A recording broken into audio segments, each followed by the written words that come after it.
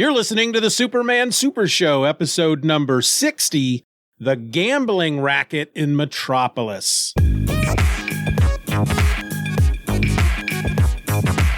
Hello and welcome to the Superman Super Show. I'm a host. My name is Steeven, and 1,000 miles over there to my right is another host, Mr. Ed Moore.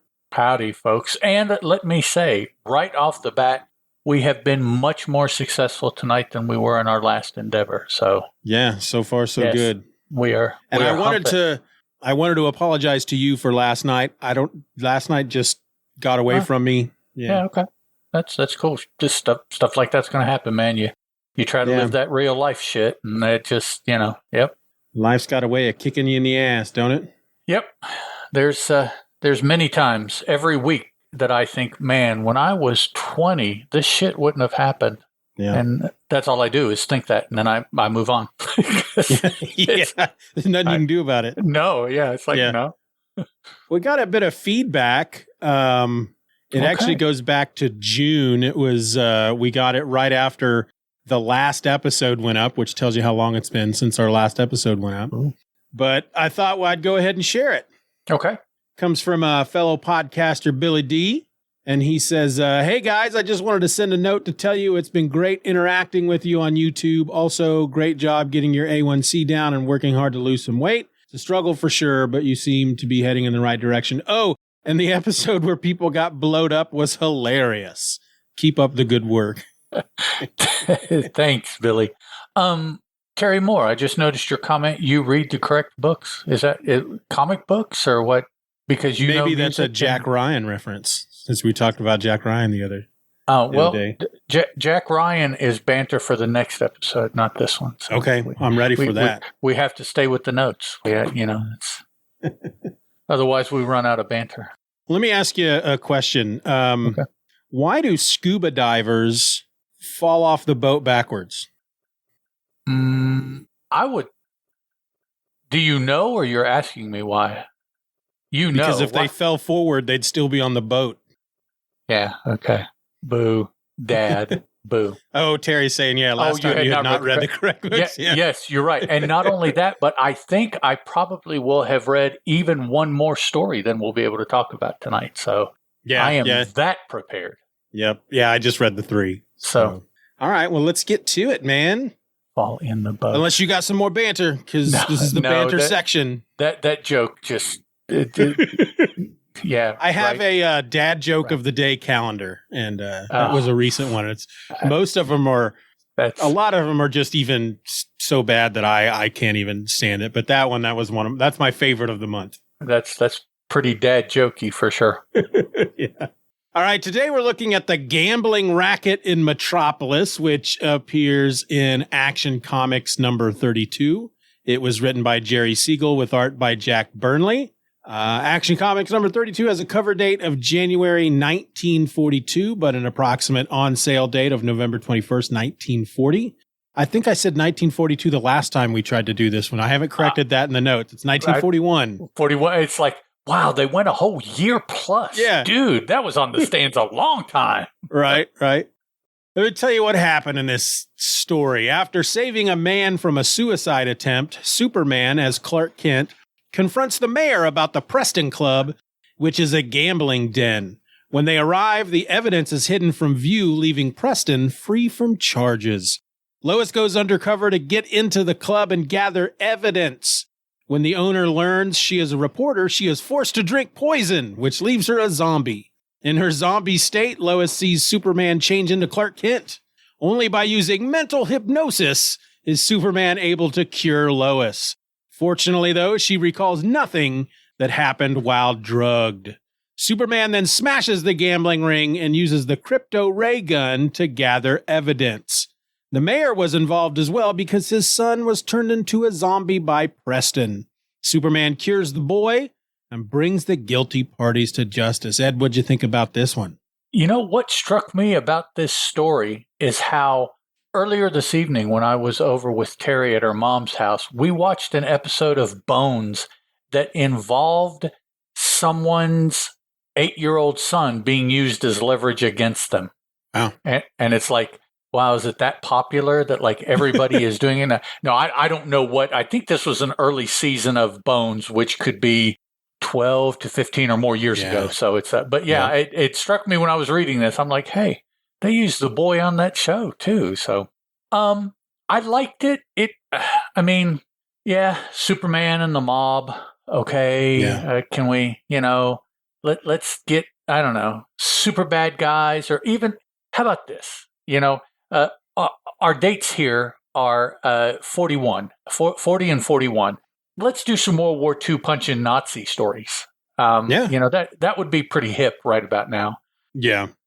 So, yeah, I don't know, 60 stories into Superman, and I think him fighting mobsters is about done. I mean, it's played out. I agree. The only thing that saved it were like these three crazy elements. The Lois being forced to drink poison, which turns her into a zombie. Right. Superman just knowing something called mental hypnosis. He just stares her in the eyes. Right. Boom, she just pops out of it. Right. And then he invents this thing called a crypto ray gun, which does not do anything. It doesn't do what it sounds like it should do. No. It's a camera that then projects the photos onto a wall. Yeah, which really isn't an invention, because I believe at this time they had video cameras already. Yeah. Talkies, in the 40s, they had talkies and moving cameras. So it's like, that's not... the advantage would be that they don't have to take the film anywhere in for processing. He just snaps the picture and then shines it on the wall. Almost more like a kid's toy of some sort or something like that, where you shine it on the... Yeah. And it looks like a ray gun. I mean, and the fact that Superman, this is the second time that he has, it's the first time we've seen him actually invent something. Mm-hmm. He mentions once that he invented the material that his costume is made out of. Right, yeah. Which is like an indestructible material. To make his suit there. So obviously he's a smart guy. Well, I think this story in particular lets us know that Superman apparently is the smartest man in the room, which is always kind of, come on. With everything else, he's the smartest guy in the room, Well, in the Silver Age, it's like they basically said, all right, well, Superman is super. It's not just his super strength or his vision, his hearing. Everything about him is super. He's super smart. I'm assuming he has super taste buds. I don't know, but everything about him in the Silver Age was super. But I think this is one of the first times, except for him talking about his costume that he invented, this is one of the first times we really see him being super smart, I guess. Well, nowadays though, that is a negative, and the word or the concept, I guess, Mary Sue comes to mind. Yeah. Or what is the guy, Bobby Joe or something? I forget what the male equivalent to that is, but Mary's. It's like, well, yeah. I mean, I guess literature of all the different varieties has been around long enough that you can't do that kind of stuff anymore. Yeah. Well, in the Silver Age, from what I understand, they just a lot of times would make up superpowers for him based on whatever story they wanted to tell. So if they needed him to get out of a certain situation, they'd be like, all right, so maybe he is super smart, and that's how he figured this out, So that, and they kind of do that here in the Golden Age, just not to that extent, because I don't know that they have thought of, I don't know that maybe they're not creative enough to come up with some of the wacky powers that they got in the Silver Age, but yeah. Mental hypnosis, though, is pretty funny.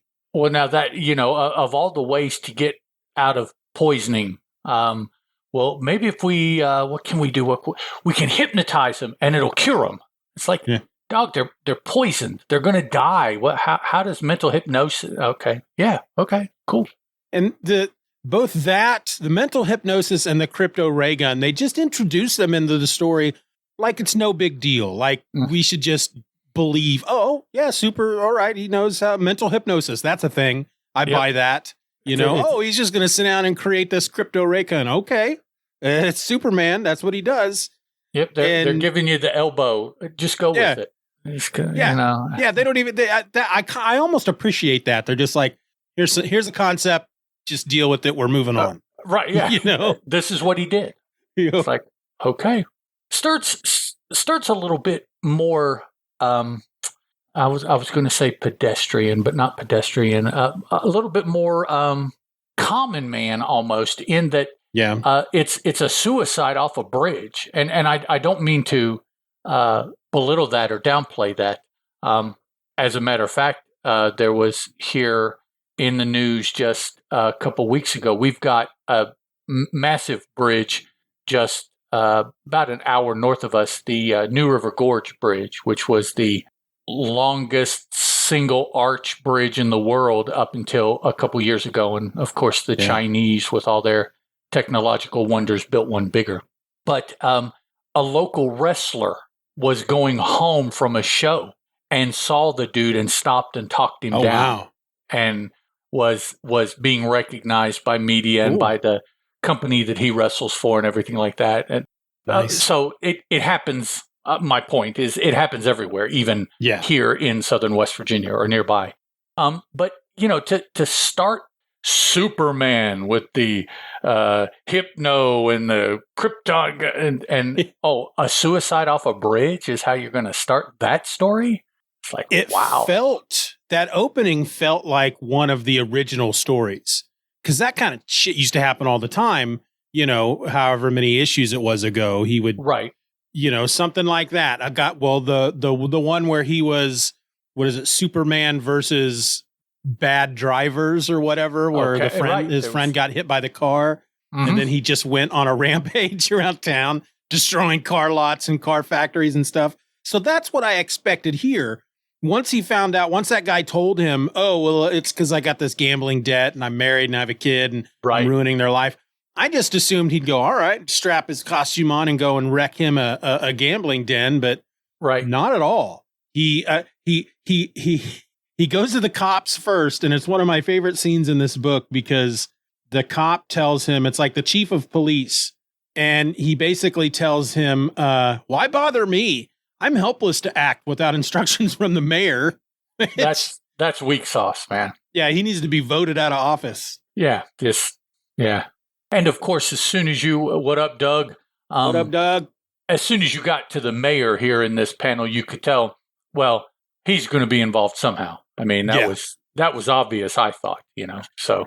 Yeah, now I didn't expect that I suspected right off the bat, all right, yeah, he's part of this. Mm-hmm. He's an inside man, but I didn't expect them to flip it on us and find out it was because, they poisoned his son, and then he decides he was coerced. He decides, I'm not going to take this crap from you anymore, and stands up to him. Yeah.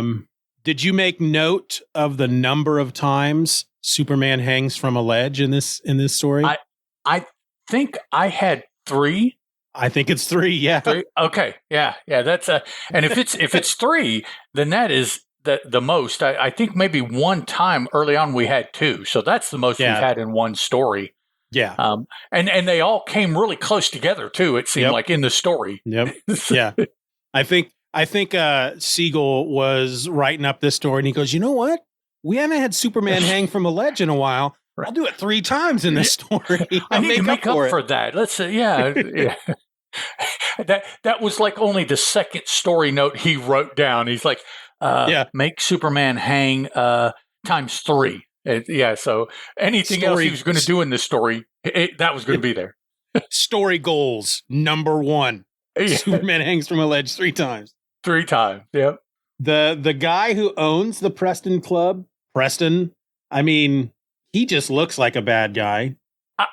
I wonder what nationality they were going for.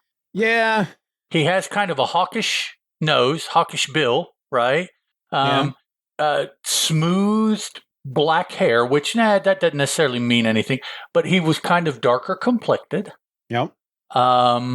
Well dressed, but then he's in charge of a gentleman's club, so you would kind of expect that. But I just wonder, I got some kind of Middle Eastern kind of flair off of him. Yeah, probably. So I don't know. what he was supposed to be. A lot of the other guys, they just struck me as, Irish or Italian, Catholics, just the run of the mill kind of maybe underhanded mobby kind of guys we're used to. Yeah. But this dude, I think he was a little nationality. He was representative of a different mob there in Metropolis, not the normal maybe Italians or the Jewish mob or the Irish or something else. He was something else. Yeah. Lois's role in this story, I thought was kind of funny. As what you mean where she went and changed? Yeah, she puts on the slinky dress, and she apparently calls many male friends of hers to get her into this club. She finally gets a guy, and we get him for 2 panels. He has no speaking part at all. Once she's in the club, he's done. We don't need him anymore. Very literally, it seems in this panel, giving him the brush. It's like, go the flick over the shoulder, go. And then, like most gambling dens, they immediately just hand her over a bunch of chips. Here's a bunch of money. Go ahead and gamble. Right. She loses it all. They don't check bona fides. They don't check money. They don't. It's just like, oh, you're here. Here's your chips. Also note that she is wearing the 1940s equivalent of the little black dress because it's green. Yeah. It's not a black dress. That came later in fashion. Yeah, or they just realized that maybe they're not good at coloring black stuff. Well, maybe it was too much black in one place. It'll look like they scribbled in the frame or something like that. She looks good in it, though. Yep.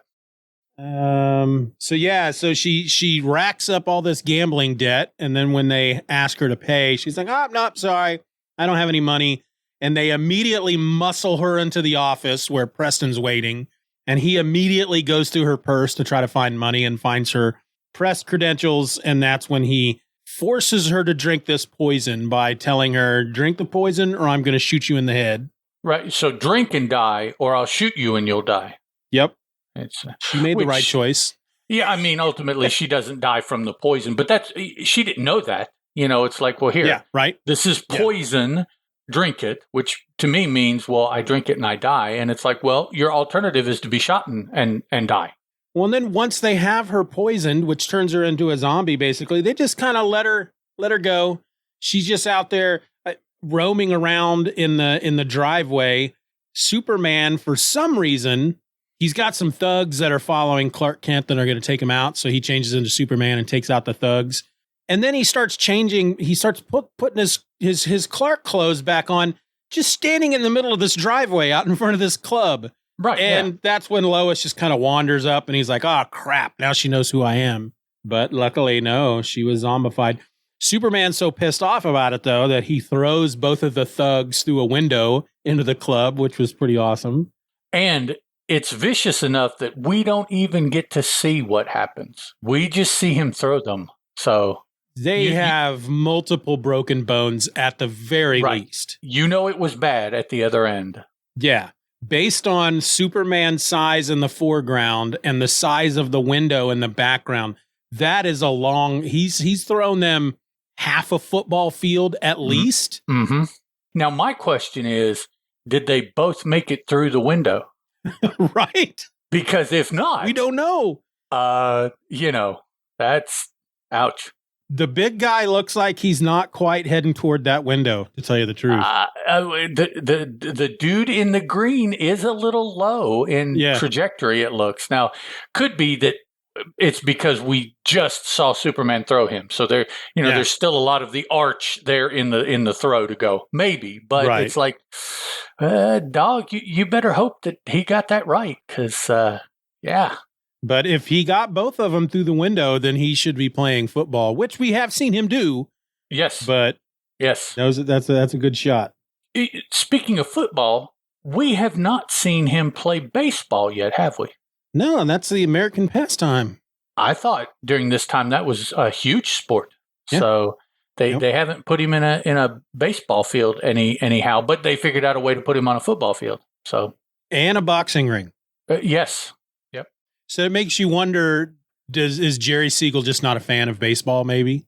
That's rather un-American. Let's not talk about that. That's right. In the 40s, World War II, not liking baseball, man, that's a sure sign right there. Baseball and apple pie, man. Yep. The little zombie boy is kind of creepy. The way he's just staring at you. And you made mention of, well, they just poisoned Lois and turned her loose. Well, they turned the boy loose when they poisoned him as well. Yeah. So yeah, I guess there is not, other than Superman, there is not a cure for whatever the hell they're doing, which is kind of crappy. I mean, Yeah, because the boy's just there in the office with the mayor. Yep. Just being a zombie. And it's his son, by the way, for those of you who don't have access to the story. That's ultimately why the mayor is involved, because somehow dude got a hold of the mayor's son and made him drink. And the same thing happened to him that had happened to Lois that we saw. And interestingly enough, Superman fixes the boy the same way that he fixes Lois. I guess it's like, he wasn't sure, tried it on Lois, it worked. So when it came to the boy, he knew what to do that time. And we got Superman hanging from a ledge, watching as the mayor stands up to Preston. Mm-hmm. He says, "Nice going, Mayor," out loud. And the Preston is so mad that he just throws the mayor and Lois into a car and drives the car off a cliff. Yeah, there we go.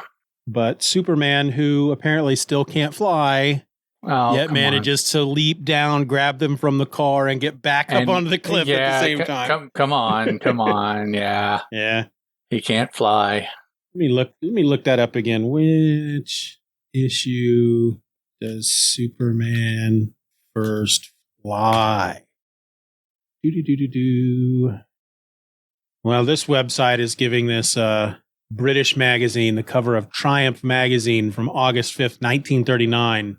Looks like he's flying. Looks like he's flying is one thing. I mean, all of these look like he's flying. Yeah, exactly. Let's see. Well, this article doesn't give an issue. I know I've seen it. It's Superman number 10. So we have 2 more issues of Superman before we officially see him fly, which from what I understand was basically the same thing we got here. He's not meant to be flying. Well, the artist drew him flying, not knowing that he's not supposed to be able to fly. And that's when they're kind of like, I don't know, I guess he flies now. Yeah. Okay. But yeah, he's sure as heck flying in this one, and he sure as heck is flying in the next one as well. So it's not the leaping around, because the Hulk leaps, and he doesn't do stuff like this. The Hulk goes up, and he comes down. That's it's not. He catches things or he moves in some other direction. I mean, to jump, you have to go up, and then once you're up, you have to come down. Those are the only options in jumping. Yeah, and you have no real control once you're up there. Yeah, where you're going to come down. Superman, however, seems to be able to control where he lands and what he does while he's in the air in mid-leap, which is called flying. I mean, it's defying gravity is what he's doing, which in essence is flying. But whatever, they won't make it official until later. Well, it's coming up. So we've got 4, 8, and probably no more probably than 4 action stories. So in about 10 or 12 more stories, we'll get him flying finally. Finally. But the way this wraps up, Superman saves the mayor and Lois from the car. He's already cured the mayor's son. He gives the crypto ray gun to Lois. He's already taken pictures of the casino, and then she flashes it on the wall for the cops. And all said and done, the end. Yep. The mayor is very worried, though, in that last panel, but it involves me also. I'm ruined. But Lois clarifies, "You'll be cleared, Mayor, when I testify that Preston forced you to betray your office against your will." So, well, that's all we need to hear. In order to feel any of that tension, though, you have to read the word bubbles in the correct order. Because if you, in my mind, if you read the top bubble first, she's already giving him the there, it's okay. And it's like, well, but he hasn't said anything. Well, it's down. It's like he's not listening to her. Yeah. It's like there's so much going on in that panel that it's like you kind of give away the lead before we get to So all in all, of the 3 stories we have read for tonight's live taping of the Superman Super Show. This was probably my least favorite of the three. I agree. In general, though, while it started out feeling very basic, it had some fun elements in it that took it just a little bit higher than some of those early stories. I agree as well. Yeah, it's not the least entertaining of the stories, but it does make the list of the least entertaining stories. And the thing that keeps it from bottoming out are, like you said, the zombie, the gun, the hypnosis from, which is, I guess, another power that we have to keep up with from his eyes, that he can super hypnotize people. Or can he? Because they're not hypnotized. So, I don't know. And they refer to it as mental hypnosis. I don't know what the difference is. I don't know if that just means that he doesn't have to do anything like you're getting sleepy before he hypnotizes him. All he's got to do is bzzz, and they're hypnotized, Well, I'll tell you who would know if we wanted to get in touch and ask would be Penn and Teller. They would know. They would know. I'll make a call later. Oh, okay. It's usually a Teller, though, that answers, and I never know if he's answered or not. Well, he's the one that doesn't talk, right? Yeah, right. Yeah. Yep. Otherwise, that joke didn't work. Penn is the big dude. Although he's not as big as he used to be because he lost a lot of weight. Yes, he did. Health reasons. I saw him on I think it was there was a Kevin Smith documentary. That they put out just before. I think it's before he made Clerks 3. It was right after Jay and Silent Bob reboot. But he apparently Penn is very much into the whole vegetarian diet thing. That's how he lost all the weight. Okay. And he got Kevin Smith onto that after he had the heart attack. And that's how Kevin Smith lost all the weight. I was going to say, I know Kevin lost a lot of weight too. So, okay. I just can't imagine only eating vegetables. It's not as bad as you think. There's only a handful of vegetables I like. Well, see, you have to expand that to. Plus, I would imagine that it incorporates a lot more spices, perhaps, than we normally eat with. Probably. In order to. Plus, there is the option of something like tofu. Yes, that's true. Or tepe, which is another kind of substitute. Which Terry can attest to this. We eat tofu, not necessarily regularly, but it is part of our meal rotation. Is tofu a bean? It is fermented bean, and it's made into a paste of differing viscosity depending on how you want it. You can get it very shake-like, or you can get it very old Jell-O-like, and anything in between. So it's. Terry says that tofu is yummy, and I'm just going to take your word on it, Terry, because the way Ed's describing it, it doesn't sound great. It's not as bad, and I understand. I get that. When you start talking about viscosity it's like vegetables don't have. You're right, they don't. But that's just the thing. I mean, you can do anything from like making a what is the thing where you grind up a whole bunch of fruits in a blender? A smoothie? A smoothie. You can make a smoothie all the way up to including cubes of it with noodles or rice or things like that. So, I mean, all of those consistencies in between. Yeah, there we go. Silken and firm. Thank you, Terry. That helps a lot more. That is varying levels of viscosity. It's yes, it is. No, you're right. Not viscosity. Water content. There is a difference in water content. There is that. Be more scientific in it, and it sounds better. Yes. Okay. Silken though makes me think of chocolate. So okay. It really doesn't taste like chocolate, but okay. No, if that's what you want to go with it. I figure that's cool. Yeah. All right. Is there anything else you want to say about what was this one called? The Gambling Racket in Metropolis. Superman eats tofu also. Oh, I'm sure he does. He does. I don't think he needs. I wonder if he really even needs to eat anything, or how often he really needs to eat. I'm assuming he has to eat something. I would think that he eats like the Flash eats. Yeah, you would think. You need something to power that machine, man. So it's Yep. yeah. But yeah, I'm good. Did you notice that? I don't know that I have noticed this before in any of the other Superman stories thus far. Okay. But the Superman shield on his cape, the S is blue instead of red on his chest. I don't know. I don't think I. And we see it maybe once in this issue. I was going to say, does that even pop up? Because I mean, there's a scene here where he's hanging, and you can clearly see the back of the cape, and it's not on that. But I know that there is that one panel where it was drawn. Yeah, it's the same panel. It's the same page where the Preston is giving Lois the poison. Yeah, he's looking at the thugs, waiting for Clark. Yep, he's got that you're right. blue. It's plain as day on there, but there are several other panels where it could have been, and it's not. It's just not there. Not remotely on his cape. So I wonder why that one and not others. It's weird. If it was Jack Burnley. It's not like he's got this weird. Jack's usually pretty on the game, unless everything wasn't drawn by him.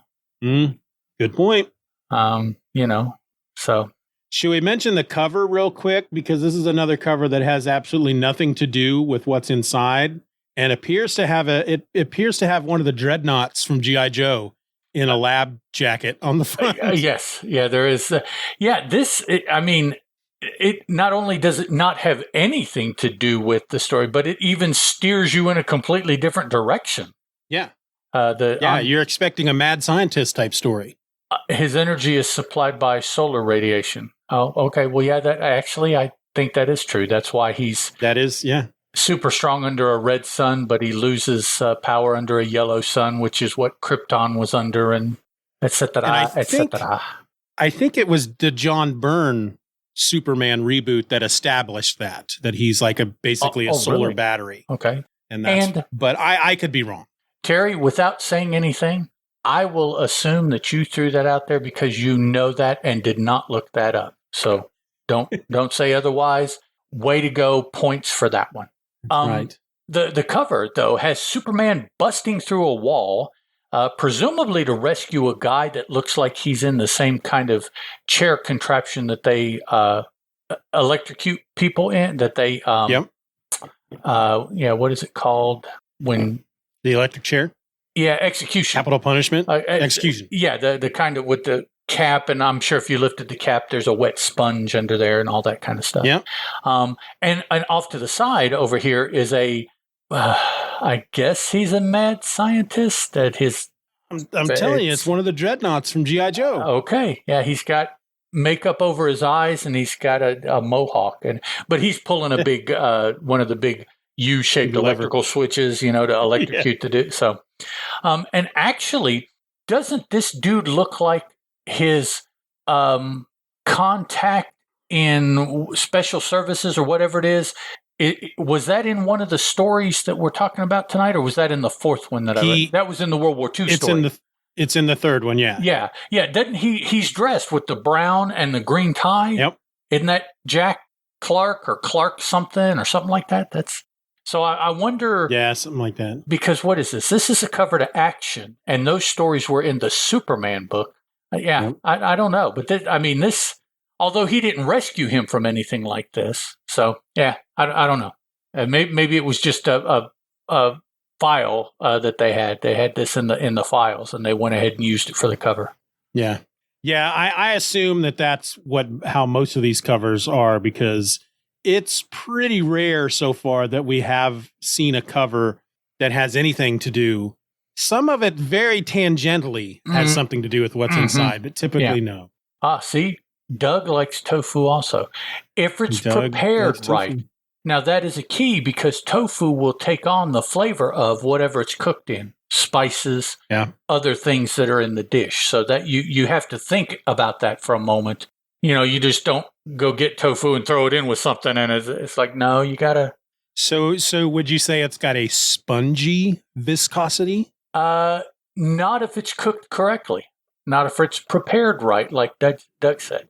But it absorbs like a sponge. Yes, like Bounty. No, never mind.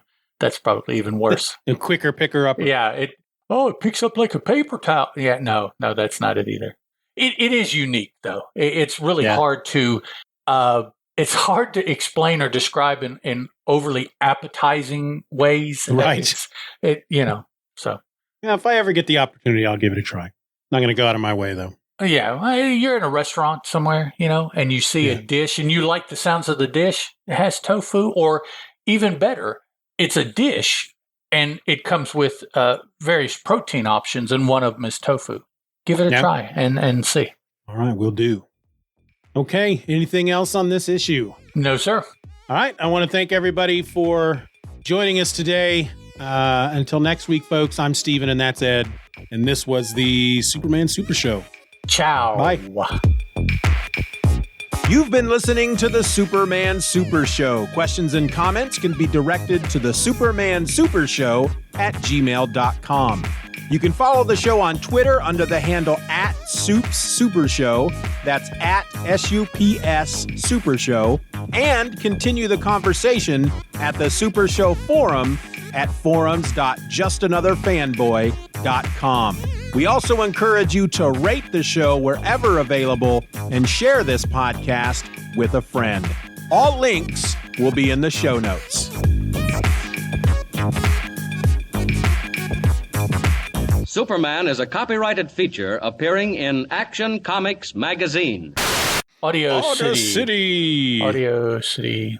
Hey, everybody. Makes me think that's of out there. the Spatula City commercial from UHF. Did you ever see that? I've seen the Weird Al movie. Yeah, I've seen UHF, but the Spatula City commercial isn't coming to me. Nothing says I love you like the gift of a spatula. That sounds like Weird Al. Check. Yeah, he's something special. He's different. They in music they don't make him like that anymore. No, not at all. He's probably the last like that we'll see. To be honest, I can't see a younger person coming in with the same kind of character that Weird Al has had over his creative life. Hello, Terry Moore, who tonight is not in residence with me. She's over at her mom's because she is watching our mom while her normal caretaker is out of town. So I can't holler to her offline for anything. So it'll have to be through the YouTubies. Yeah, I'll try to keep the music discussion to a minimum. Yeah. Hey, she knows her shit, man. She does. Got it down. Yes, she does. She got it down. All right. Yes, I'm ready to go. You ready to kick this sucker off? Let's do it. Have notes up and the book up and All right, here we go. Even though you've been raised as a human being, you are not one of them. You have great powers, only some of which you have as yet discovered.